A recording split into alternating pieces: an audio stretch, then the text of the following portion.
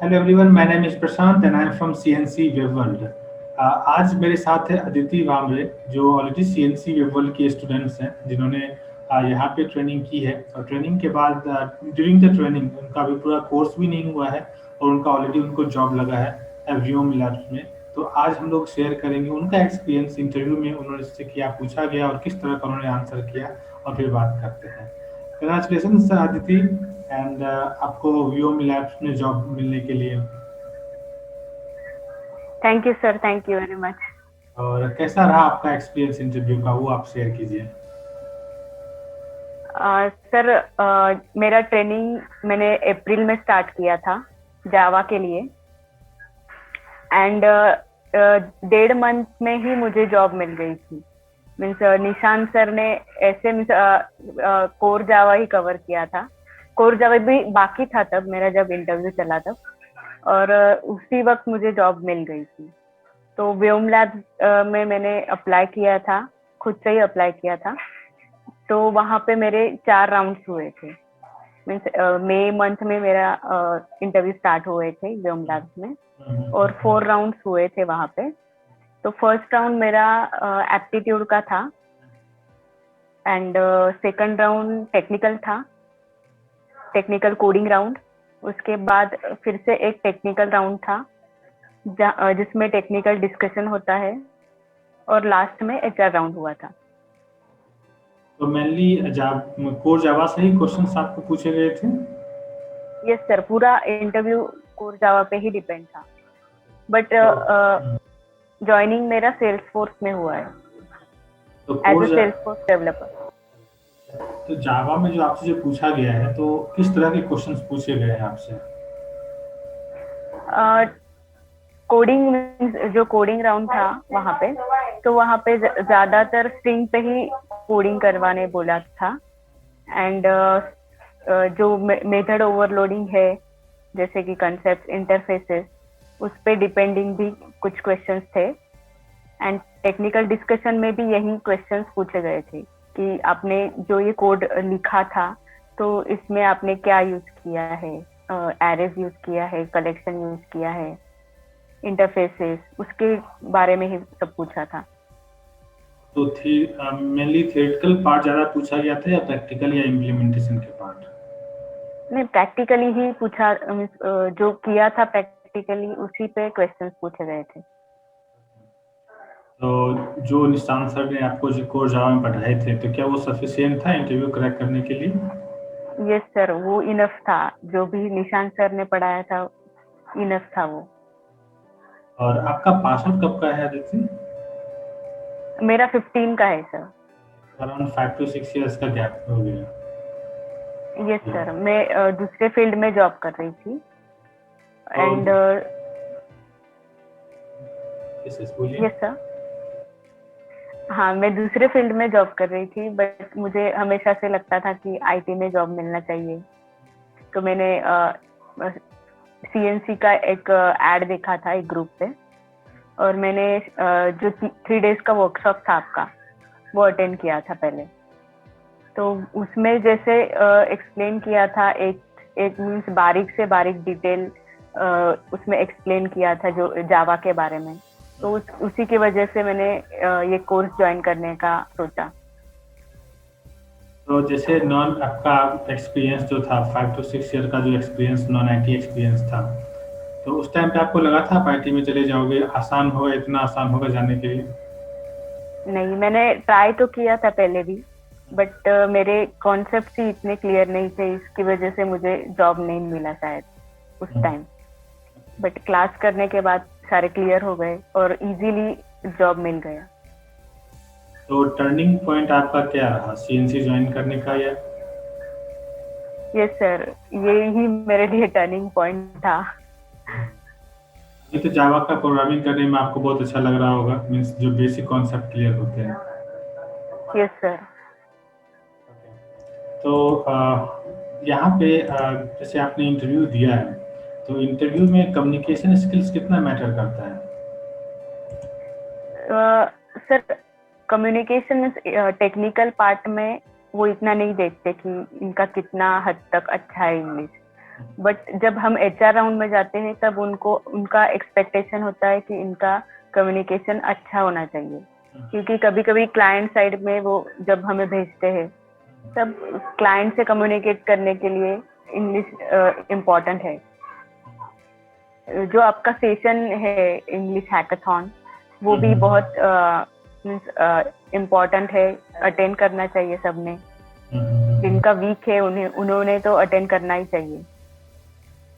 Mainly अभी हम लोगों ने जैसे इंग्लिश हैकाथन है ना, शायद आपको नहीं पता होगा आप, क्योंकि तो एक हम लोगों ने टेक्निकल हैकाथन स्टार्ट किया है। तो टेक्निकल हैकाथन में क्या होगा, जैसे मान लो कि कोर जावा के क्वेश्चंस हैं, तो यहाँ पे टीम बनाई जाती है, टीम ए टीम बी। अब टीम ए टीम बी से क्वेश्चन पूछेगा टेक्निकली, और टीम बी को आंसर करना है। सेम टीम बी क्वेश्चन करेगा और टीम ए को आंसर करनी है। और जितने भी सारे लोग रहेंगे, जितने भी अपने पास डेटाबेस में है लोग आते हैं, उसके वैसे ऑडियंस रहेंगे, वो सिर्फ उसके लिए क्लैप करेगा कि हाँ क्वेश्चन आपने आंसर सही दिया गलत दिया। तो यहाँ पे एक टीम स्पिरिट हमने अब जो है ना मीन्स टेक्निकल के लिए भी स्टार्ट किया। जैसे हम लोग इंग्लिश के लिए किए थे, सिर्फ अभी हम लोग टेक्निकल के लिए भी किया था।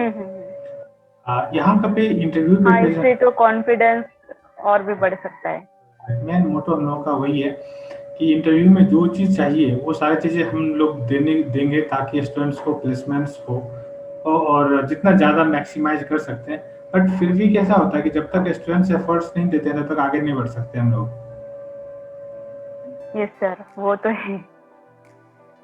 और यहाँ पे जो आपने इंटरव्यू प्रिपरेशन सेशन जो होते हैं, ये आपको कितना हेल्पफुल रहा था सेशन? जो आपने क्वेश्चन सेंड किए थे, मीन्स आप हर एक टॉपिक पे क्वेश्चन सेंड करते हुए, वो अगर कर लिए तो एक भी ऐसा इंटरव्यू नहीं रहेगा कि आप क्रैक नहीं कर सकते। ईमेल में जो हर एक आते इंटरव्यू हैं आप, यस सर, मीन्स वो सारा कवर कर लेता है। वो जो टॉपिक है, सारे क्वेश्चंस कवर हो जाते हैं एक एक टॉपिक में। तो वो अगर हर रोज 10 क्वेश्चंस भी कर लिए तो इजीली कोई भी इंटरव्यू आप क्रैक कर सकते हैं। ये आपने बहुत अच्छी बात बताई। मैं बताता हूँ कि प्रीवियस वीक में सेशन ले रहा था और मैंने पूछा कि आप लोग में से कितने लोग हो जो नॉर्मली 1 मंथ हो गए हैं, अप्रॉक्स 300 क्वेश्चन आपको मेल आए हैं, और कितने लोग प्रिपेयर किए? पता है, तो सिर्फ 5% लोगों ने बोला कि मैं सारे प्रिपरेशन किया हूँ, और 95% लोगों ने प्रिपेयर आंसर पर मेल ओपन ही नहीं किया है। तो ये भी एक रीजन होता है कि जॉब नहीं मिलने का, अगर सपोज रिजेक्ट होते हैं, क्योंकि जो हम लोगों का जो सिस्टम बनाया गया है वो कम्प्लीटली जॉब मिलने के लिए बनाया गया है, चाहे वो टेक्निकल हो या फिर एचआर हो या प्रिपरेशन हो या ईमेल के थ्रू जो क्वेश्चन आंसर आते हैं।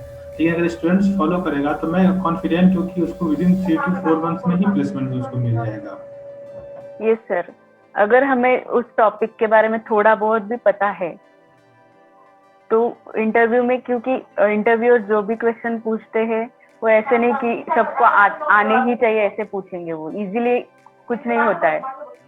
तो अगर ये जो सारे क्वेश्चंस हमने एक बार भी पढ़े होंगे तो हमें आ सकता है, मीन्स कोई भी आंसर आ सकता है, एटलीस्ट रिलेटेड आंसर भी दे सकते हैं हम लोग उसके बारे में। आपको यहाँ पे प्लेसमेंट्स में पैकेज कितना ऑफर किया गया? 2.28 per annum. Okay, per annum, fine. तो और आपने कुछ सैलरी नेगोशिएशन किया था यहाँ पे? नहीं सर, क्योंकि ये एज अ फ्रेशर अप्लाई किया था मैंने, तो उन्होंने जो बोला था वही मैंने लिया। मेनली फ्रेशर लोगों में नॉर्मली होता भी एक फियर भी रहता है, चलो जल्दी से मुझे जॉब मिल जाए, तो सैलरी नेगोशिएशन पे फोकस भी नहीं करते हैं।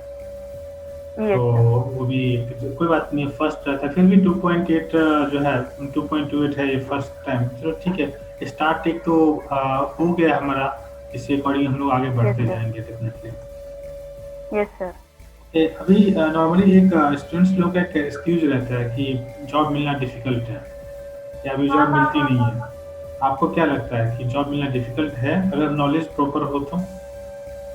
नहीं सर, अगर आपके पास हर एक मीन्स टॉपिक जो भी आप इंटरव्यू देना चाहते हैं उसके बारे में अगर अच्छा से आपने पढ़ा है, प्रैक्टिस किया है, मीन्स प्रैक्टिकल तो बहुत ज्यादा इम्पोर्टेंट है थ्योरेटिकल से भी ज्यादा, और अगर आपका वही मीन्स पक्का है सब कुछ तो इजीली आपको जॉब मिलने ही वाला है।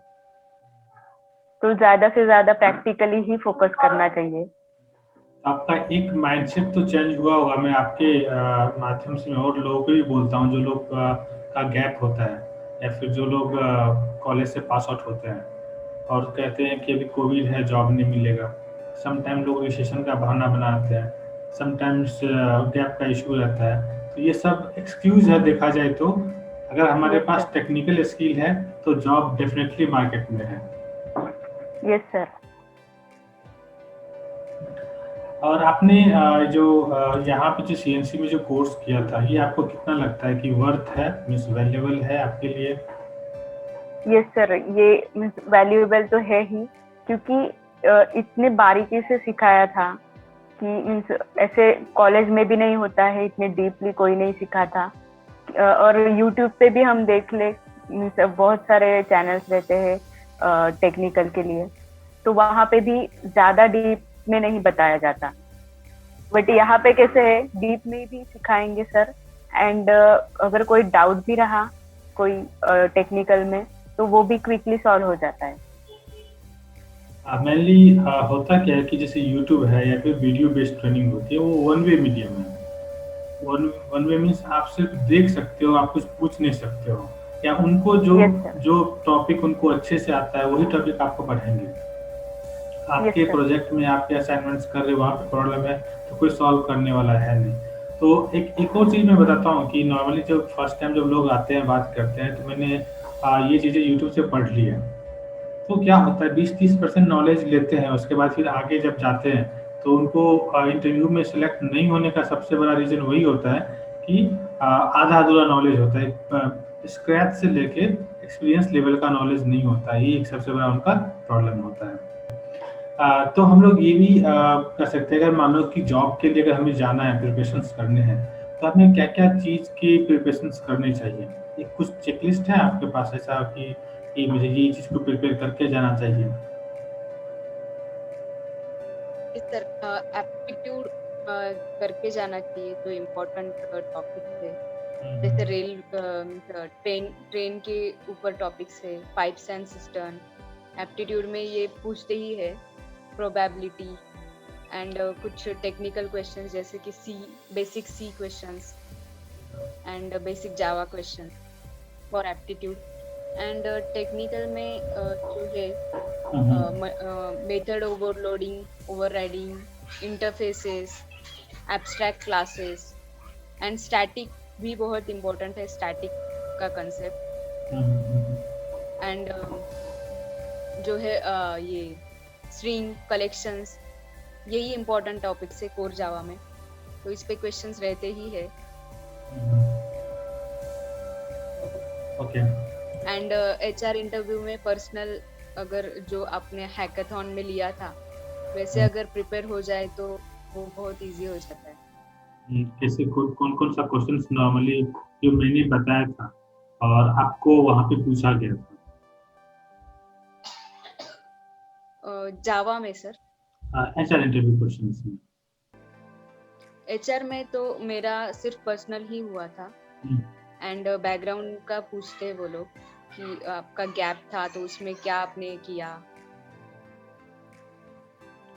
उतना ही था एचआर। हुँ। हाँ, चलेगा। तो और कुछ ऐसा अदिति आपको लग रहा है कि जो चीज़ें मैंने नहीं पूछा है, बट अभी के जो स्टूडेंट्स जो प्रॉब्लम फेस कर रहे हैं, मान लो कि जॉब लेने के लिए कि कुछ लोगों का इश्यू रहता है कि मुझे जॉब नहीं मिल पाएगा। तो इस केस में आपको ऐसा लगता है कि मुझे कुछ शेयर करना चाहिए ताकि उन लोगों को एक रास्ता मिले कि नहीं, जॉब मिलना डिफिकल्ट नहीं है, सिर्फ मुझे नॉलेज चाहिए?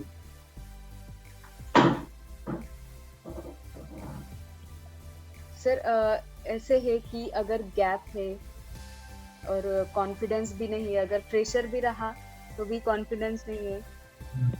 कुछ स्टूडेंट्स का होता है कि उनको पता ही नहीं होता है कि कैसे जॉब सर्च करना है, क्योंकि कोई गाइडेंस करने वाले नहीं होते।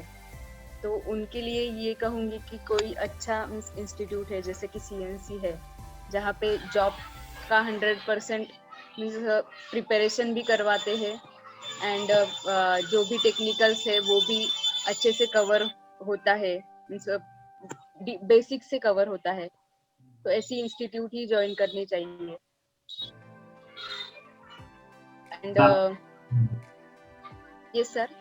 साबिक कहने का मतलब कि कोई ऐसा ट्रेनिंग सेंटर हो जैसे सीएनसी है कि आपको आप सब कुछ कराएं, ट्रेनिंग कराएं, प्रोजेक्ट कराएं, इंटरव्यू की प्रिपरेशन हो, टेक्निकल्स हो, और साथ में कुछ मॉक इंटरव्यू कराएं, इंग्लिश के लिए सॉफ्ट स्किल्स भी कराएं। तो ये सारी चीज़ें जहाँ पे हो वो सबसे बेस्ट होता है कोर्स करने के लिए, ताकि उनको जॉब के लिए आसान हो।